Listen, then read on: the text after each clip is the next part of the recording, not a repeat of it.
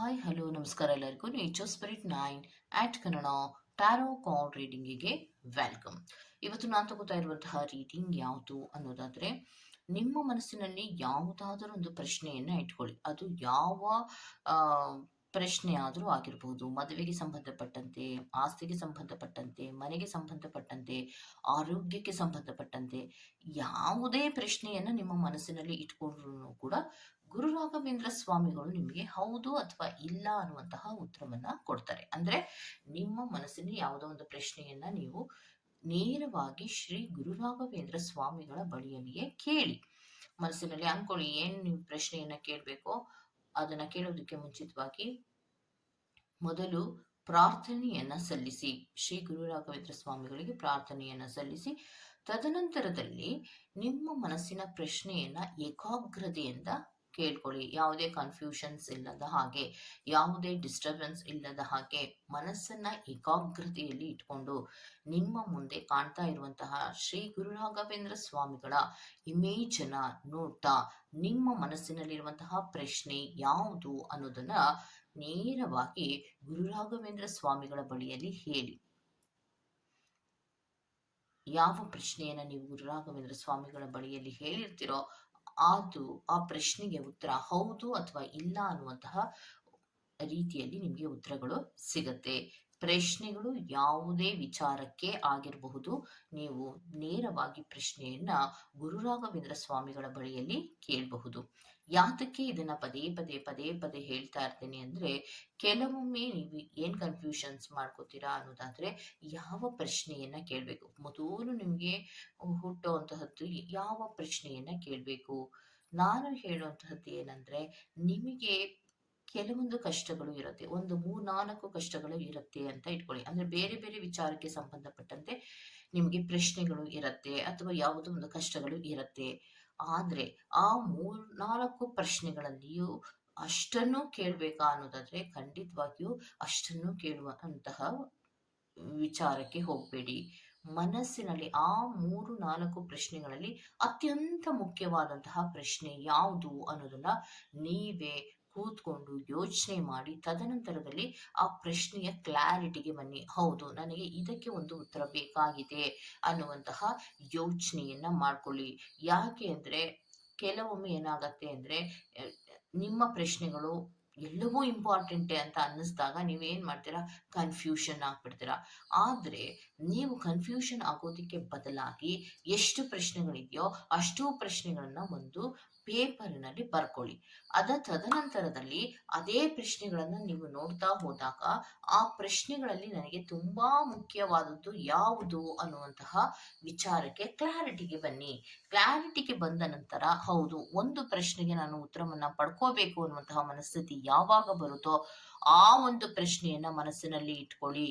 ಆ ಒಂದು ಪ್ರಶ್ನೆಯನ್ನ ಮನಸ್ಸಿನಲ್ಲಿ ಇಟ್ಕೊಂಡು ನೇರವಾಗಿ ಗುರು ರಾಘವೇಂದ್ರ ಸ್ವಾಮಿಗಳ ಬಳಿಯಲ್ಲಿ ಆ ಪ್ರಶ್ನೆಯನ್ನ, ನಿಮ್ಮ ಮನಸ್ಸಿನಲ್ಲಿರುವ ಪ್ರಶ್ನೆಯನ್ನ ನೇರವಾಗಿ ಗುರು ರಾಘವೇಂದ್ರ ಸ್ವಾಮಿಗಳ ಬಳಿಯಲ್ಲಿಯೇ ಹೇಳ್ತಾ ಇದ್ದೀನಿ ಅನ್ನುವಂತಹ ರೀತಿಯಲ್ಲಿ ಇಮೇಜ್ ಅನ್ನ ನೋಡ್ಕೊಂಡು ಹೇಳ್ತಾ ಹೋಗಿ.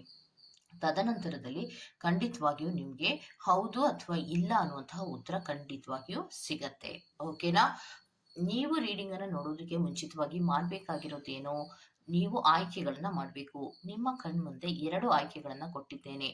ಓಂ ಇರುವಂತಹ ಸಿಂಬಲ್ ಅನ್ನ ನೀವು ಆಯ್ಕೆ ಮಾಡ್ಕೊಂಡ್ರೆ ಪಾಯಿಂಟ್ ನಂಬರ್ 1, ಸ್ಟಾರ್ ಇರುವಂತಹ ಸಿಂಬಲ್ ಅನ್ನ ಆಯ್ಕೆ ಮಾಡ್ಕೊಂಡ್ರೆ ಪಾಯಿಂಟ್ ನಂಬರ್ 2 ಆಗಿರುತ್ತೆ. ಆಯ್ಕೆಯನ್ನ ಮಾಡ್ಕೊಳ್ಳುವಾಗ ಬಹಳ ಕಾನ್ಸಂಟ್ರೇಷನ್ ಇಂದ ಆಯ್ಕೆಯನ್ನ ಮಾಡ್ಕೊಳ್ಳಿ.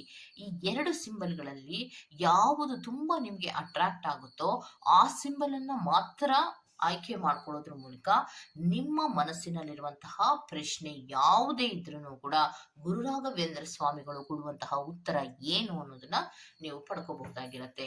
ಓಕೆನಾ? ಹಾಗೇನೆ ಡಿಸ್ಕ್ರಿಪ್ಷನ್ ಬಾಕ್ಸ್ ನಲ್ಲಿ ಪ್ರತಿ ಫೈಲ್ನ ಟೈಮಿಂಗ್ಸ್ ಅನ್ನ ಕ್ಲಿಯರ್ ಆಗಿಯೇ ಮೆನ್ಷನ್ ಮಾಡಿರ್ತೀನಿ.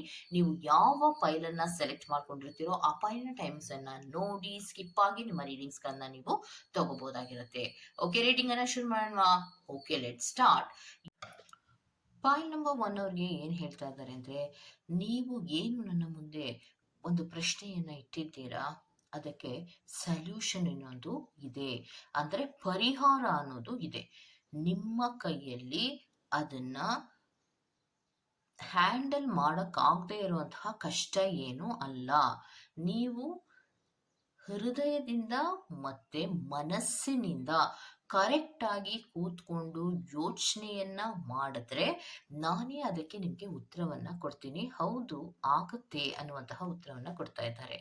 ಸೊ ಸಿಚುಯೇಷನ್ಗಳು ಯಾವುದೋ ಕಷ್ಟದಲ್ಲಿ ಇರುವಂತಹ ಸಿಚುಯೇಷನ್ಗಳು ಇರಬಹುದು, ಅಥವಾ ಯಾವುದೋ ಒಂದು ಪ್ರಶ್ನೆಯನ್ನ ನೀವೇನ್ ಕೇಳ್ತಾ ಇದ್ದೀರಾ ಆ ಪ್ರಶ್ನೆಯಿಂದ ಆ, ನಾವು ಆ ಕಷ್ಟದಿಂದ ನಾವು ಆಚೆ ಬರ್ತೀವೋ ಇಲ್ವೋ ಅನ್ನುವಂತಹ ಉತ್ತರವನ್ನ ನೀವು ಕೇಳ್ತಾ ಇರಬಹುದು.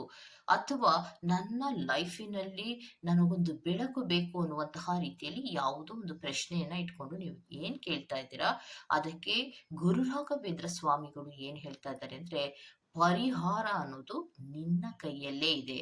ನಿನ್ನ ಮನಸ್ಸನ್ನ ಮತ್ತೆ ನಿನ್ನ ಹೃದಯವನ್ನ ಏಕಾಗ್ರತೆಗೆ ತಗೋ. ಹೃದಯದಿಂದ ಬೇರೆ ಯೋಚನೆ ಮಾಡುವಂತಹದ್ದು ಮತ್ತೆ ನಿನ್ನ ಮೈಂಡಿನಿಂದ ಬೇರೆ ಯೋಚನೆ ಮಾಡುವಂತಹದ್ದನ್ನ ಬಿಟ್ಟು ಎರಡನ್ನೂ ಕೂಡ ಒಂದೇ ಸಮ ಪ್ರಮಾಣದಲ್ಲಿ ಯೋಚನೆಗೆ ಕೊಟ್ಟು ನೋಡು. ಅದಕ್ಕೆ ಪರಿಹಾರ ಅನ್ನೋದು ಇರುತ್ತೆ.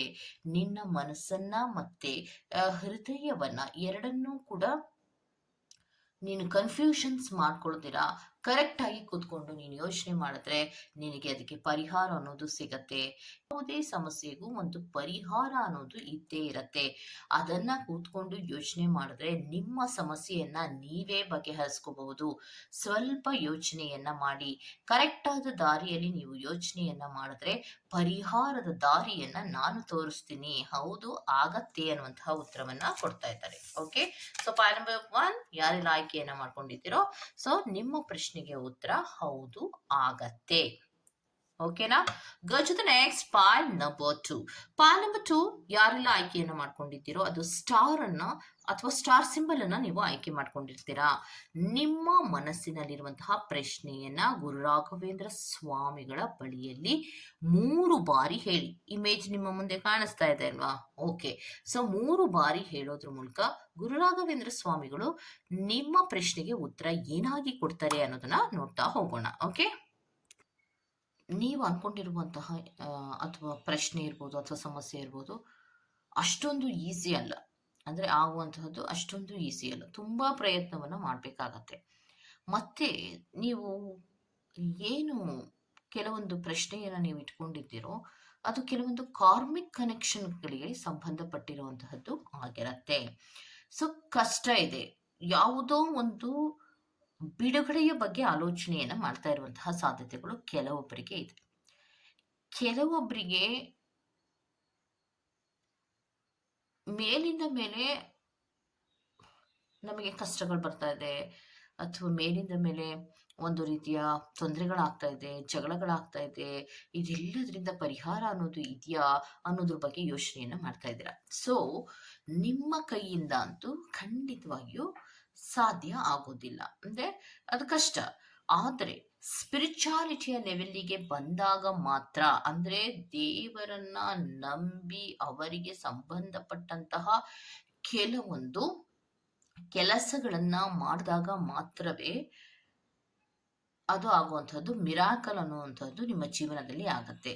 ಸೊ ಕೆಲವೊಂದು ಪ್ಯೂರಿಫಿಕೇಶನ್ಸ್ಗಳನ್ನ ನೀವು ಮಾಡ್ಕೋಬೇಕಾಗತ್ತೆ ಅನ್ನೋದನ್ನ ಹೇಳ್ತಾ ಇದ್ದಾರೆ. ನೀವು ಮನಸ್ಸಿನಲ್ಲಿ ಇಟ್ಕೊಂಡಂತಹ ಪ್ರಶ್ನೆಗೆ ಉತ್ತರ ಅಷ್ಟೊಂದು ಈಸಿ ಅಲ್ಲ. ಅದು ಒಂದು ಜೀವನದಲ್ಲಿ ಪವಾಡವೇ ಅನ್ನುವಂತಹ ರೀತಿಯಲ್ಲಿ ಆಗ್ಬೇಕಾಗಿದೆ.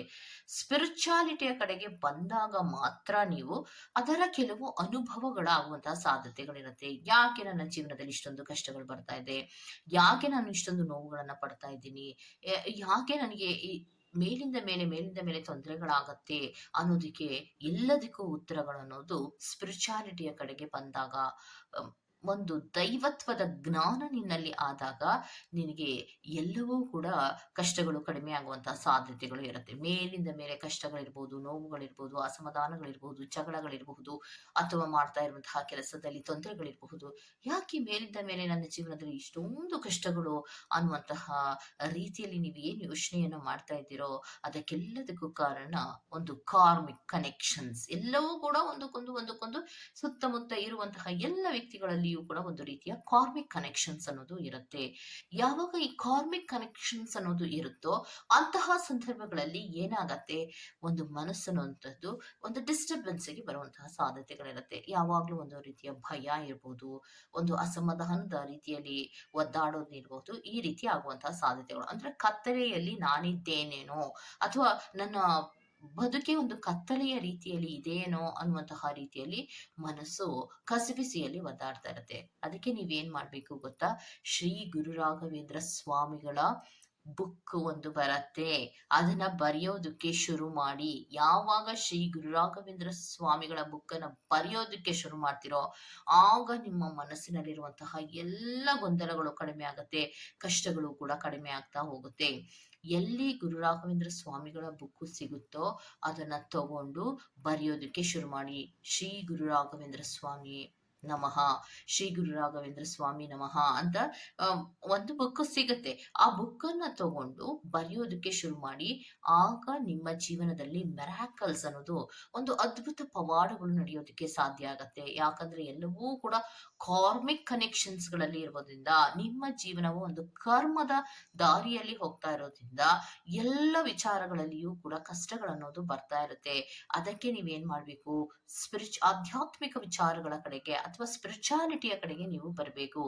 ಆಗ ನಿಮಗೆ ಒಂದೊಂದೇ ಹೆಜ್ಜೆಗಳು ಅರ್ಥ ಆಗೋದಕ್ಕೆ ಶುರು ಆಗತ್ತೆ. ಯಾವಾಗ ನಿಮಗೆ ಅರ್ಥ ಆಗೋದಕ್ಕೆ ಶುರು ಆಗುತ್ತೋ ಆಗ ನೀವು ಕೆಲವೊಂದು ವಿಚಾರಗಳ ಕ್ಲಾರಿಟಿಗಳಿಗೆ ಬರ್ತೀರಾ. ಅದು ಅಷ್ಟೊಂದು ಈಸಿ ಅಲ್ಲ, ಅದಕ್ಕೊಂದು ಸುಮಾರು ಟೈಮ್ ಆಗತ್ತೆ ಅನ್ನೋದನ್ನ ಹೇಳ್ತಾ ಇದ್ದಾರೆ. ಓಕೆ, ಸೊ ಇದಿಷ್ಟು ಫೈಲ್ ನಂಬರ್ 2 ಅವರ ರೀಡಿಂಗ್ ಆಗಿರುತ್ತೆ. ಈ ತರಹದ ರೀಡಿಂಗ್ ನಿಮ್ಗೆ ಇಷ್ಟ ಆಗಿದೆ ದಯವಿಟ್ಟು ಸಬ್ಸ್ಕ್ರೈಬ್ ಮಾಡಿ, ಪಕ್ಕದಲ್ಲಿರುವಂತಹ ಬೆಲ್ ಐಕಾನ್ ನ ಪ್ರೆಸ್ ಮಾಡಿ. ನಾನು ನಿಮ್ಮನ್ನ ಮತ್ತೊಂದು ರೀಡಿಂಗ್ ಗಳಲ್ಲಿ ಸಿಗ್ತೀನಿ ಅಂತ ಹೇಳ್ತಾ, ನಿಮಗೂ ಟೇಕ್ ಕೇರ್, ಬಾಯ್.